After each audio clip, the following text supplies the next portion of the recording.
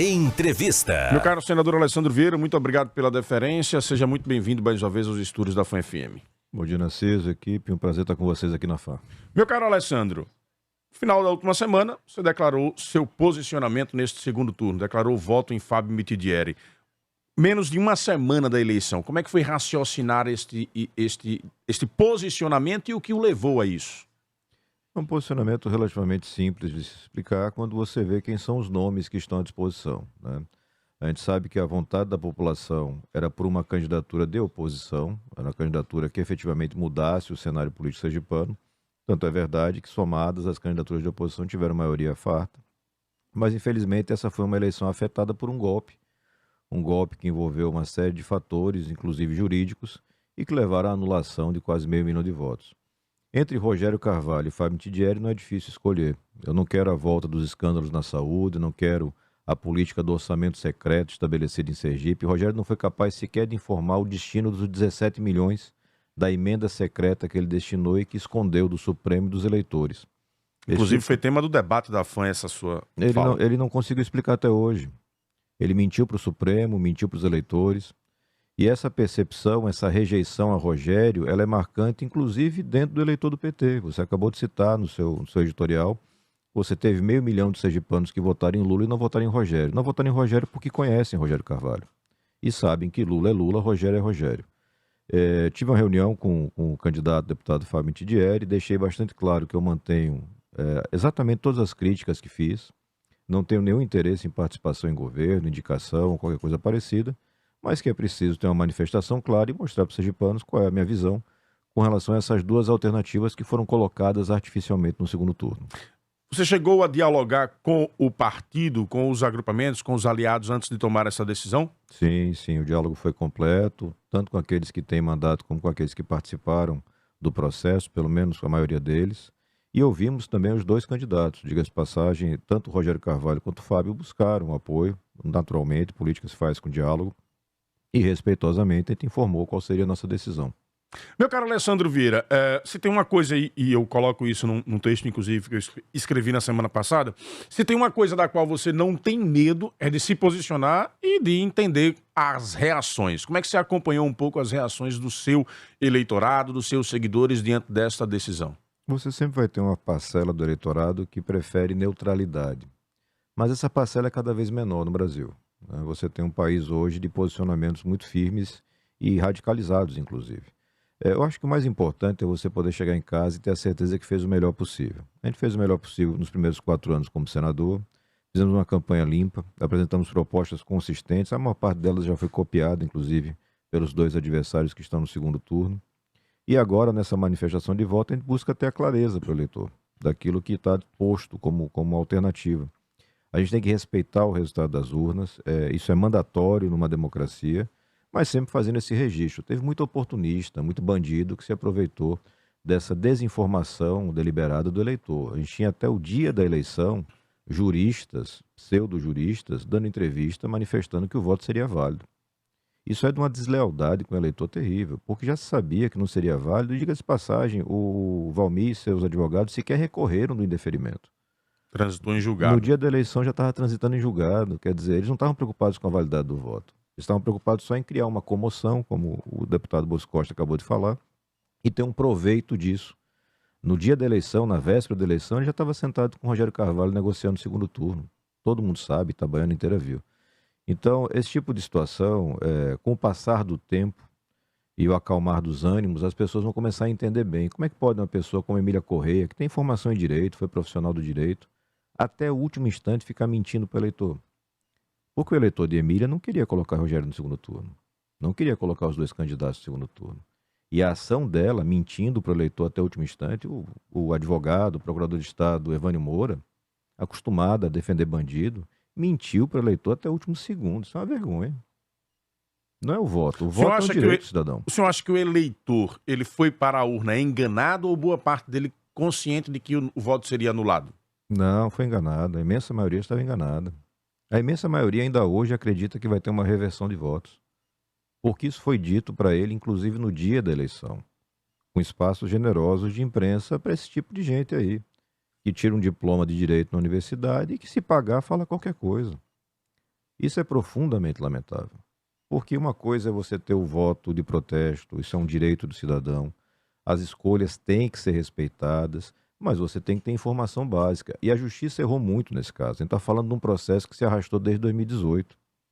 E a gente tem que ter um cuidado muito grande, e esse aprendizado fica dessa eleição, para cobrar bastante do Ministério Público da Justiça mais velocidade para que isso não se repita. A gente tem que saber para as próximas eleições se Valmir roubou ou não roubou o dinheiro do Matadouro, por exemplo. Se ele tem ou não tem 10 terrenos em nome de Laranja. Se essas acusações todas que tramitam em primeira instância, também desde 2017, por aí, vão ter algum resultado. Ou ainda vai ficar a vida inteira dependendo da justiça escolher o que vai julgar, o que não vai julgar. Isso é muito negativo para a democracia, desinforma o cidadão. O senhor acha que o Congresso vai legislar sobre isso, sobre essa questão de prazos da justiça? Sempre é um desafio. Sempre é um desafio, Narciso, e você é testemunha que eu tento fazer isso desde 2019, porque o diagnóstico já estava pronto naquele momento. A gente tem problemas sérios na justiça. Só que quando você tem uma maioria de eleitos com o rabo preso, é muito difícil legislar com relação ao judiciário. A gente vai ter talvez agora uma nova janela de oportunidade, todo começo de governo gera uma janela de oportunidade, mas tem que ser uma coisa técnica e precisa para resolver problemas. Se você tiver a garantia dos prazos, já é um grande avanço. Você não pode ficar sem prazo para nada e você deixa chegar como chegou. No sábado de eleição você já tinha processo sendo julgado. Estamos entrevistando aqui no Jornal da Fã o senador Alessandro Vieira, trazendo a análise dele com relação a este segundo turno das eleições. Tenho aqui dois ouvintes, um seguidor e um ouvinte. O Valtenes Porto, ele diz aqui: Alessandro Vieira foi eleito 4 anos atrás com o título de Nova Política. Como senador, vai apoiar um agrupamento ao qual ele mesmo criticou. E o Romário quer saber o seu posicionamento para o segundo turno nacional. Veja, Valtenes, tem uma frase em política muito importante, acho que quem falava isso era o ex-ministro Nelson Jobim. Quem escolhe os interlocutores não é você, é o eleitor. Quem colocou no segundo turno Rogério Carvalho e Fábio Mitidieri não fui eu. Tanto não concordava que apresentei candidatura. Mas se esses são os nomes postos, e se eu tenho responsabilidade com o meu trabalho, com as pessoas que confiam em mim, eu tenho que informar qual é a minha opinião. E ao mesmo tempo aproveito para responder ao Romário. Com relação ao segundo turno nacional, eu continuo exercendo um papel que eu acho que é muito importante, que é o de cobrar detalhamento de propostas. Nem Lula nem Bolsonaro detalharam minimamente o que vão fazer no Brasil nos próximos 4 anos. A gente vai ter 4 anos muito difíceis. A gente vem numa crise econômica, a gente tem ainda uma saída de pandemia, a gente tem algumas restrições para o nosso agronegócio que estão sendo preparadas pela União Europeia, que prejudicam bastante a parte financeira, a parte econômica brasileira. Você não tem nenhum tipo de proposta consistente para a retomada da educação, que vem num desastre profundo. Então, são assuntos que pelo menos nas próximas 2 semanas, tem que ser objeto de cobrança. E aí, mais perto da eleição, sem dúvida nenhuma, tem a manifestação de voto, porque, apesar de todo o desconforto que gera dos apaixonados, não manifestar o seu voto, esconder o que você faz, sempre para mim vai ter uma impressão de coisa de malandro. Eu não tenho essa vocação. O senhor já respondeu um pouco essa pergunta, mas eu refaço a pedido do ouvinte aqui. O Leônio, ele diz aqui: gostaria de saber se o senador retira as críticas feitas ao agrupamento de Fábio. Não retiro nenhuma crítica, não. Isso foi dito ao próprio Fábio. Eu acho que a gente tem que começar a aprender a lidar com as coisas como adultos. Hoje nós temos apenas 2 alternativas para a presidência da República, que são Lula e Bolsonaro, e 2 alternativas em Sergipe, que são Fábio Mitidieri e Rogério Carvalho. No caso de Fábio e Rogério, os 2 vêm do mesmo agrupamento governista. Isso é uma consequência não da minha vontade, isso é uma consequência do golpe que foi praticado por Valmir Francisquinho e seus parceiros.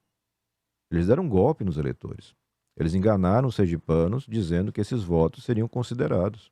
Repito, até o dia da eleição tinha gente de diploma na mão e voz emplumada falando que os votos seriam contados, sendo que eles nem tinham recorrido para que os votos fossem contados. Então, essa forma de atuação gerou essa condição de 2 candidatos governistas no segundo turno. E entre Rogério Carvalho e Fábio Mitidieri, eu não tenho a menor dúvida de escolher Fábio Mitidieri. A menor dúvida. O Fábio tem pelo menos uma esperança de que possa fazer um governo com um pouquinho mais de qualidade e independência. O Rogério, junto com Jackson Barreto, você vai ter a reedição das fundações hospitalares, dos escândalos no cirurgia. Repito, essa coisa do orçamento secreto, que é um vexame nacional. O Estado de Sergipe, o senador de Sergipe do PT, votando contra a orientação do PT, ser o responsável pela existência do orçamento secreto como ele está aí hoje. né? Isso tudo muito claro, muito documentado, o Brasil inteiro sabe disso e não pode gastar o dinheiro da propaganda do mundo inteiro que não vai ter como enganar ninguém. Só para que fique bem claro, ver se eu entendi, se eu entendi errado, você me corrige. Nacionalmente, então, você ainda não tem um posicionamento, vai aguardar um pouco mais o aprofundamento do debate para poder se decidir, seria isso? Sim, acredito que é importante cobrar isso, né? Eu vi as declarações de Ciro e de Simone, onde você faz uma série de questionamentos, mas não espera a resposta, já declara, né? Eu prefiro esperar as respostas. Eu quero saber qual é a proposta para a educação, por exemplo, que é um tema importantíssimo, foi destruído nos últimos 4 anos. Eu quero saber qual vai ser o processo de retomada econômica, qual vai ser a nossa nova âncora fiscal, porque o teto de gastos foi praticamente destruído ao longo dos últimos 2 anos. E ter uma âncora fiscal é um assunto chato para se falar no rádio, mas é muito importante, porque é isso que estabelece mais ou menos o padrão de juros que você vai ter. Então, todas as questões importantes precisam ser tratadas, né? Acho que faz parte do meu trabalho hoje, como senador da República, cobrar isso tudo, até para que eu possa ter um trabalho depois, ao longo dos 4 anos, de independência e de qualidade. Mas chegando perto da eleição, tem que declarar o voto e deixar claro para o eleitor, até para que ele possa criticar e cobrar. Isso faz parte da democracia também. Daniele Garcia, já conversou com ela, sabe dizer qual vai ser o posicionamento dela? Ela deve reunir o partido amanhã para discutir essa decisão. Daniele, claro, conversamos logo após o resultado e nos dias seguintes ela fez uma viagem para descansar um pouco, vai reunir o agrupamento, vai tomar a posição dela e sempre com a independência, que é característica dessa relação. Eu nunca tive uma relação de mando com relação a Daniele, isso sempre foi muito claro, como delegado de polícia, como colegas, como chefe dela na polícia e como parceiro na política. Ela vai fazer a escolha e eu não tenho como antecipar, até porque não sei qual será o posicionamento dela. Magna Santana quer fazer uma pergunta ao senador Alessandro Vieira, trazendo aqui no Jornal da Fã, com exclusividade, todas as explicações da sua decisão anunciada no final da última semana. Exclusiva. À vontade, Magna, 6h52. 6h52, obrigada, Narciso. Bom dia, senador Alessandro. De certa forma, o senador até já respondeu, mas, né, para complementar aí, diante do que a gente observa muito na política, durante a campanha, e ela agora quando se divide em primeiro e segundo turno, a gente vê que parece que a guerra é do tipo do tudo ou nada, né? São declarações ofensivas, são declarações pesadas, ditas de um lado, ditas do outro. Aí vem o segundo turno em seguida. É complicado, está todo mundo ali junto. E para o eleitor, aquele eleitor que procura um pouco mais de coerência, ou busca por uma coisa diferenciada, diz assim, mas o que é isso? E o que foi dito? E as ofensas, as palavras duras, elas são esquecidas?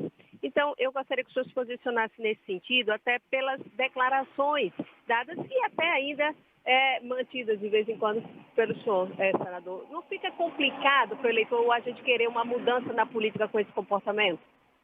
À vontade, Alessandro. O que você não pode, Magna, é abrir mão do direito de votar e de esclarecer o cidadão, né? De novo, eu não escolhi esses candidatos, eles não tiveram meu voto, mas foram os candidatos colocados no segundo turno e, na minha visão, é importante ter um posicionamento.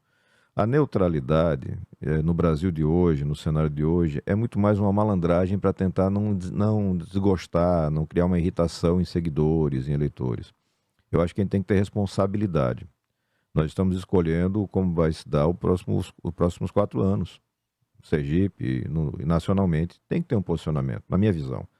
Posso estar errado, não sou dono da verdade, mas nunca votei nulo na vida, nunca votei em branco na vida. Eu acho que a gente tem que assumir responsabilidade, mais ainda quando você se coloca na condição de representante do povo. Então é uma questão muito simples. Escolher entre Rogério Carvalho e o Fábio Mitidieri, para mim, é uma escolha bastante óbvia. Respeitosamente falei sobre isso com o próprio Rogério, com o João Daniel, presidente do partido aqui em Sergipe. Não tenho problema em assumir esse posicionamento. Acho que transparência, honestidade com o eleitor, mesmo que seja a médio e longo prazo, gera melhores resultados. Essa coisa de ficar mentindo para agradar, tem que procurar em outra freguesia, não cabe para mim não. Alessandro, sobre o futuro. Nós temos aí uma eleição de 2024 e tem a chance de reeleição em 2026. Já tomou alguma decisão? Está cedo ainda? Passa algo pela cabeça? Não. Eu sempre me preocupo em fazer bem meu trabalho. E é isso que a gente está preocupado agora. Em ter as melhores condições possíveis para um resgate do Brasil e de Sergipe nos próximos 4 anos. E questões de eleições, composições partidárias, a gente vê no futuro, sempre seguindo aquilo que a gente estabeleceu no início. Não vamos fazer composição com gente que não presta, não vamos fazer composição com quem tem ficha suja. Fazer composição e declarar votos são coisas obviamente muito diferentes, né? Muito claramente, na questão nacional, nenhum dos 2 candidatos me representa, não sou representado pelo Lula, não sou representado pelo Bolsonaro, mas tenho que escolher porque foi o que o eleitor brasileiro majoritariamente escolheu. E aproveitar até de um ponto da fala da Magna Santana e repudiar de público a forma como a campanha vem acontecendo. O uso maciço de fake news e desinformação, isso é extremamente prejudicial para a democracia. Então a gente está vendo peças do Bolsonaro canibal e o Lula vai fechar a igreja. Nem o Bolsonaro é canibal, nem o Lula vai fechar a igreja. Mas passa a ser a questão principal do debate. Isso é muito negativo.